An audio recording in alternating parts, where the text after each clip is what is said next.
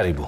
Zoezi la kuwasajili makurutu wa polisi linaendelea kote nchini. Huko Mombasa, idadi ndogo imeshuhudiwa huku baadhi ya vijana wakishindwa kushiriki baada ya kufika wakiwa wamechelewa. Simon Ndiwa, afisa anayesimamia zoezi hilo eneo la Mvita, amewataka vijana kujitayarisha mapema kwa kuhakikisha wana stakabadhi zinazohitajika kwa usajili wa makurutu.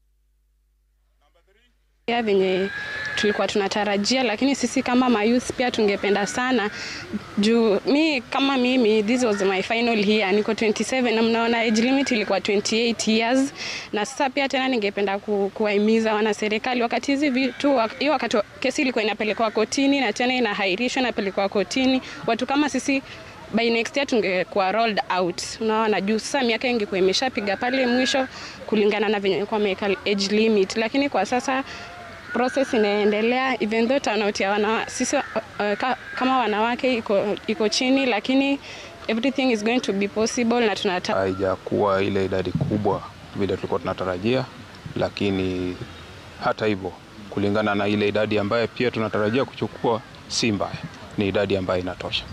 Tunashauri vijana wawe wanajitayarisha mapema wakati advertisements zinafanywa, wanatayarisha stakabadhi zao zinakuwa zote kwa pamoja.